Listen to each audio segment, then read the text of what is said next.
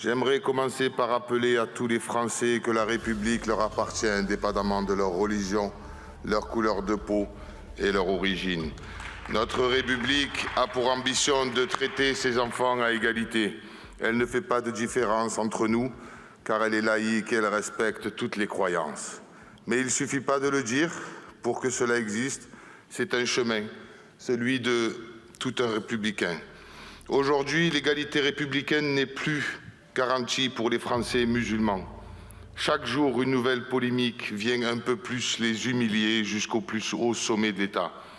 Lundi, les musulmans sont responsables d'une pénurie d'œufs. Mardi, ils propagent des punaises de lit dans les transports en commun. Mercredi, les femmes portent le voile, menacent la République. Jeudi, les cours d'arabe servent à former des générations d'islamistes. Vendredi, Manuel Valls, ministre de la République, prétend que l'antisémitisme vient essentiellement et historiquement du monde musulman. Ce n'est pourtant pas le cas de mon grand-père né à Oran qui a déporté les Juifs à Auschwitz.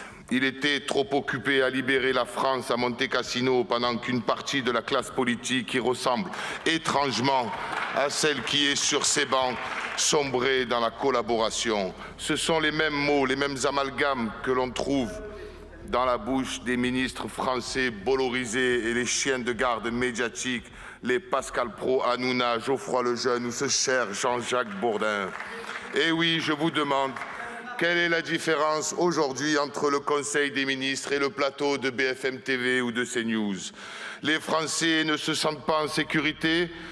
Vous nous parlez d'islam. Les Français ne peuvent plus se nourrir, vous parlez d'islam. Les Français n'arrivent pas à se chauffer, vous parlez d'islam. Les Français n'arrivent pas à se loger ou à payer leur loyer, vous parlez d'islam. Les Français n'arrivent plus à vivre de leur travail et sont à découvert, vous parlez d'islam.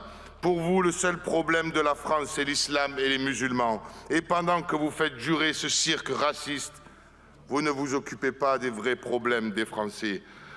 Ah, quand il faut se mettre en scène pour rompre le jeûne et gratter quelques voix, vous ne manquez jamais à l'appel. Mais quand il s'agit de marcher contre toute forme de racisme et pour l'unité du peuple, il n'y a plus personne. Les donneurs de leçons n'étaient pas là. Ils étaient sur les plateaux télé en train d'attiser la haine entre les Français juifs et les Français musulmans et de propager des fake news monumentales. Pour vous, c'est polémique. Pour vous, c'est une polémique de plus. Pour des millions de Français de toute confession, c'est une blessure qui s'ajoute à une peur bien entretenue.